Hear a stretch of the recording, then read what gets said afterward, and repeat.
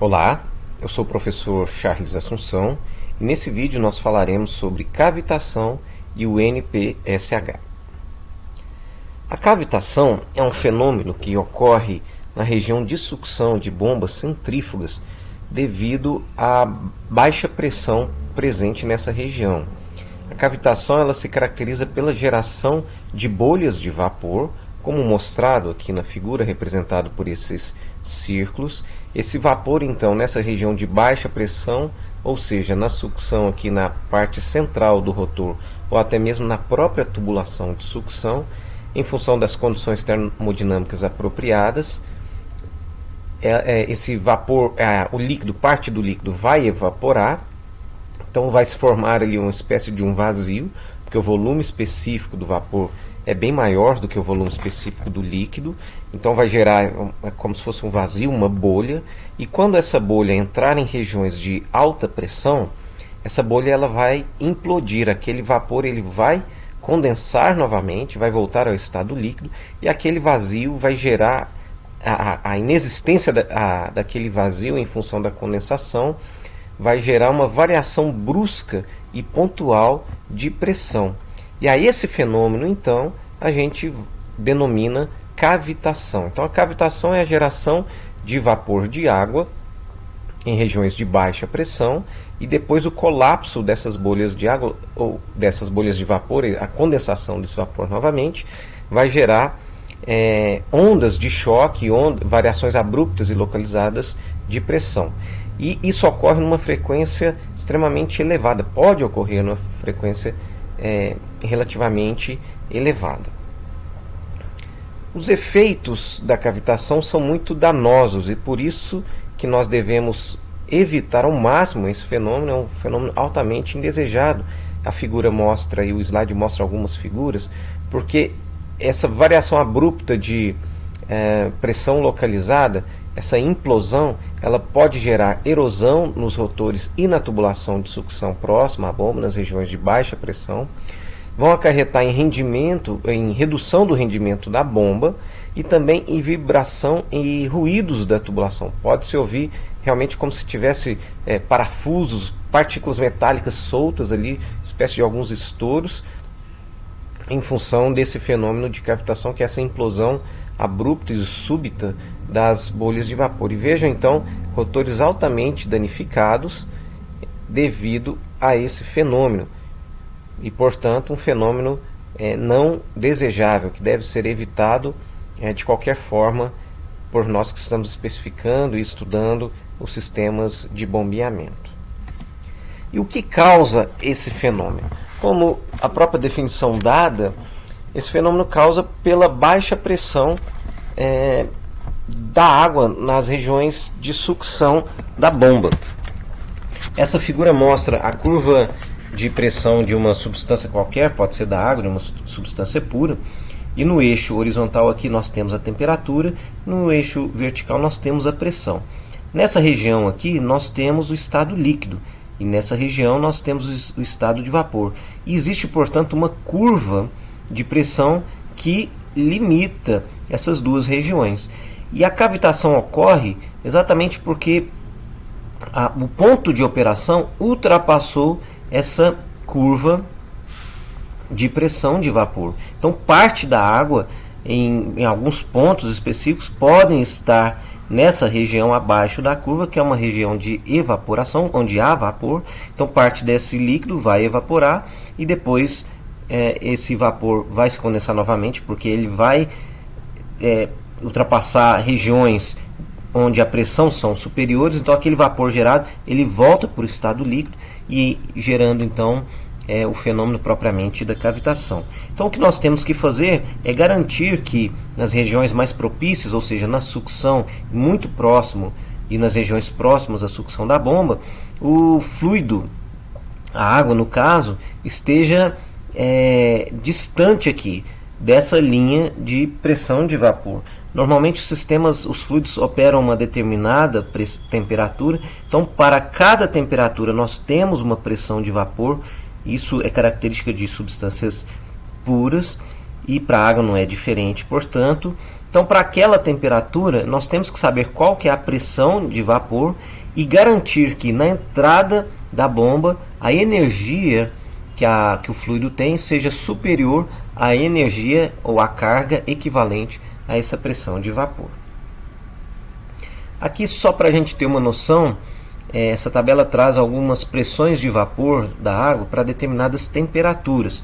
Aqui a unidade de pressão é metros de coluna d'água em pressão absoluta e a temperatura está em graus Celsius. Então vejam que à medida que a gente aumenta a temperatura, a pressão de vapor aumenta. Isso significa que as chances de gerar vapor aumentam significativamente.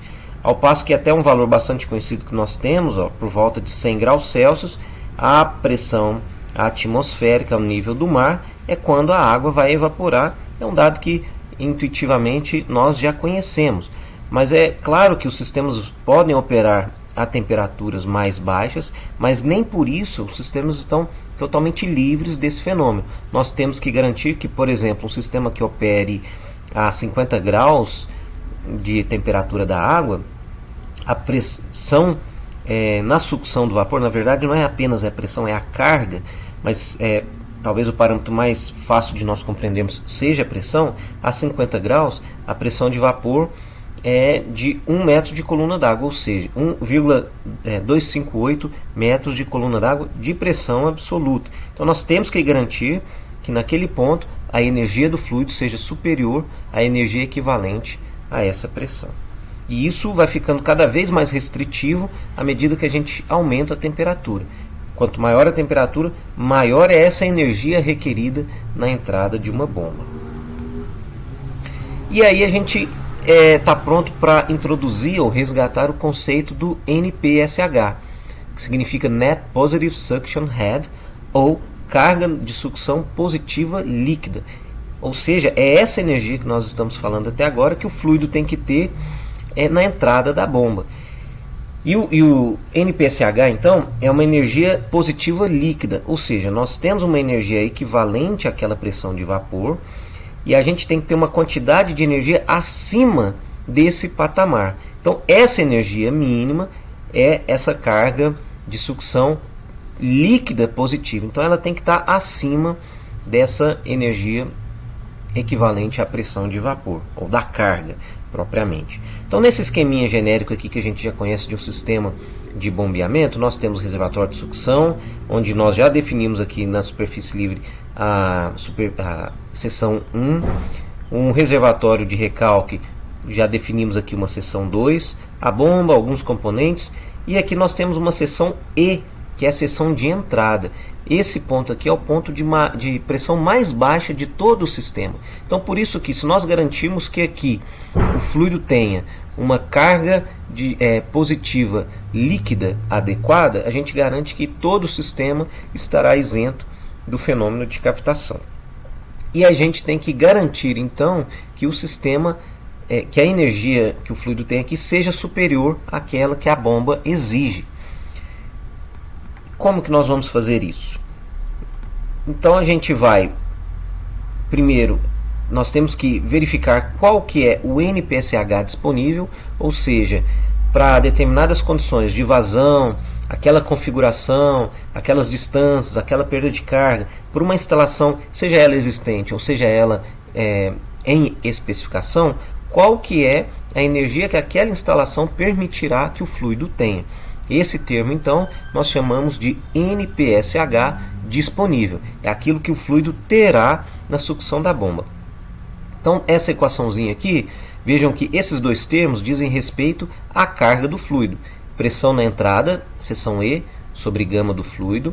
Velocidade de entrada sobre 2G. Esses termos aqui são os termos de carga do fluido, menos o termo de carga equivalente à pressão de vapor. Então, nós temos um nível de energia menos aquela energia de base, de referência. Então, por isso, nós temos a energia líquida positiva. Mas, se a gente tem uma instalação existente, fica fácil da gente calcular, isso, fica fácil talvez a gente obter, se houver um manômetro nessa posição, mas fazendo uma manipulação aqui, uma análise da instalação, nós veremos que nem isso seria necessário. Ora, se nós aplicarmos a equação da energia, aquela H1 é igual a H2 mais H de perdas entre as seções 1 e 2, aquela equação de energia onde não existe máquinas, entre a seção 1 e a seção E, nós podemos obter a carga na seção E em função das características aqui da instalação, que são muito mais fáceis de serem identificadas. Então vejam que, aplicando a equação, nós teríamos P1 sobre gama mais V1 ao quadrado sobre 2G mais Z1. Só que o Z1 nesse caso é igual a zero. Sempre vamos adotar nessa análise, nessa superfície, o Z1 igual a zero. Aí nós teríamos a igualdade, teríamos então na seção E a pressão E sobre gama, a velocidade em E ao quadrado sobre 2G e mais a altura. Essa altura aqui vai ser esse ZE, vejam só. Então, em relação a essa referência, nós temos o ZE, e o ZE ele é positivo para cima, sempre. Então, substituindo esses valores aqui, vejam que nós pegamos esses valores aqui e substituímos por P1 mais P1 sobre gama mais V1 sobre 2G. O Z1 é zero, então esses dois termos aqui se referem à carga na seção 1. Isso vai ser igual a esse HSG é o ZE aqui, é a altura geométrica. Então vejam que ele vai negativo, porque ele estava do outro lado da igualdade, naquela equação de energia, menos as perdas entre as seções 1 e G. Então, se a gente pegar essa equação e fizer aquele balanço de energia e substituir esses dois termos, nós chegamos nessa equação aqui. E, finalmente, a gente vai perceber que V1 é igual a zero, porque na superfície livre a velocidade é igual a zero. De forma, então, final, nós chegamos nessa equação, em que o NPCH disponível de uma instalação é a pressão atmosférica sobre gama, que é um valor fácil de ser obtido, a pressão de vapor sobre gama, esse valor depende do fluido e da temperatura. Aí, claro que aqui a gente está falando mais em termos de água, que é o fluido mais comum, menos a altura geométrica ali da seção E em relação à superfície livre do escoamento. E esse HSG ele é positivo para cima, mas veja então que se a bomba estiver afogada, o ZE vai ser negativo. Então esse menos o HSG, esse termo ficaria positivo. Mas para essa configuração aqui, em que nós temos uma sucção positiva, porque o ZE é positivo, então aqui fica menos HSG e menos as perdas entre 1 e 2. Essa é a forma final para o NPSH disponível. E o que a gente faz com esse número? Ora, nós vamos ter de comparar esse número com aquilo que é chamado de NPSH requerido, que é aquele valor que as curvas características das bombas apresentam em função da vazão. A gente vai ver daqui a pouco, lembrando onde essa curva vai estar posicionada e qual que é o seu perfil, mas o conceito é esse. A bomba ela já tem perdas implícitas internas e os fabricantes então já consideram isso ao especificar o NPSH requerido. Então a gente tem que dimensionar a nossa instalação para uma bomba dimensionar a nossa instalação e calcular o seu NPSH disponível com essa equação aqui. E comparar e selecionar as bombas cujo NPSH requerido seja menor que o NPSH disponível. Aquilo que o fluido oferece, aquilo que a instalação permite que o fluido tenha na sucção da bomba, tem que ser maior do que a quantidade de energia que a bomba exige. Com isso, nós garantimos a inexistência da cavitação. Alguns fabricantes ainda orientam ou sugerem uma margem de segurança aqui de 0,6 metros de carga. Inclusive esse número foi tirado, por exemplo, do catálogo das bombas Schneider. É uma recomendação prática do fabricante para que a gente tenha uma margem de segurança, porque muitos desses parâmetros podem ser meio aproximados, então o cálculo pode conter alguns erros. Logo, para garantir a inexistência da cavitação, ainda pode ser sugerida essa margem de segurança.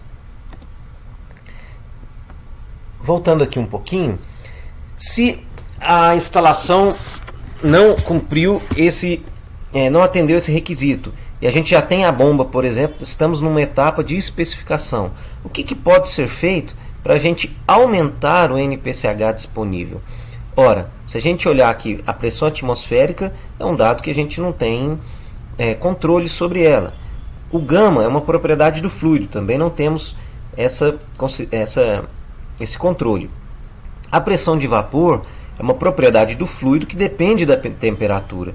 Então a temperatura, se ela está elevada, por exemplo, é porque o processo exige, é porque é uma característica ali local, e pode ser que a gente também não tenha controle sobre essa grandeza. Se a gente tiver, quanto mais baixa a temperatura, menor vai ser essa pressão de vapor, automaticamente maior o NPSH disponível. Mas os fatores que nós temos controle, sobre os quais nós temos controle, são exatamente a altura de sucção, que é essa cota aqui.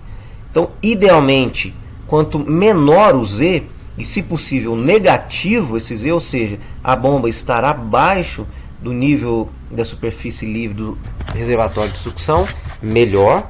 Então, nesse aspecto, a sucção negativa é mais adequada, mais recomendável do que uma sucção positiva. E uma outra linha que a gente pode adotar de trabalho para aumentar o NPCH é reduzir as perdas de carga. E é exatamente por esse motivo que é muito comum que o diâmetro de sucção das bombas seja maior do que o diâmetro de recalque. Exatamente para que a perda de carga seja menor, porque com diâmetro maior as velocidades serão menores para cada vazão. Com velocidade menor, a gente já viu isso em vídeos anteriores, nós temos uma perda de carga menor.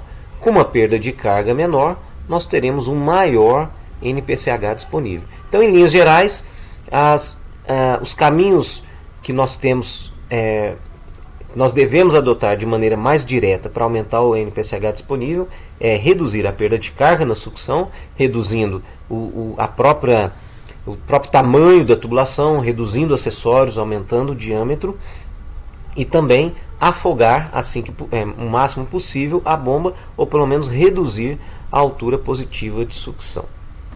Então, finalmente, aqui só para mostrar, relembrar, essa figura já apareceu em vídeos anteriores. Nas curvas características das bombas, nós temos as curvas aqui de NPSH. Esse NPSH é um NPSH requerido por aquele equipamento. Então significa que essa bomba aqui, por exemplo, a uma determinada vazão, se a gente está trabalhando com um rotor de 10 polegadas, ela vai requerer esse nível aqui de altura manométrica, esse nível de energia na sua sucção. E aí a gente tem que verificar na instalação, para aquela vazão, se o fluido terá o NPSH superior a esse indicado pela curva. Então, com esse slide eu finalizo essa aula, que teve como objetivo falar um pouco a respeito da cavitação e como que na prática a gente vai especificar e trabalhar a instalação para evitar esse fenômeno, que é exatamente a partir do NPSH. Eu espero que tenha ficado claro para você. Em caso de dúvidas, não hesite em entrar em contato. Eu agradeço a sua atenção e espero que você acompanhe os próximos vídeos. Obrigado e até lá.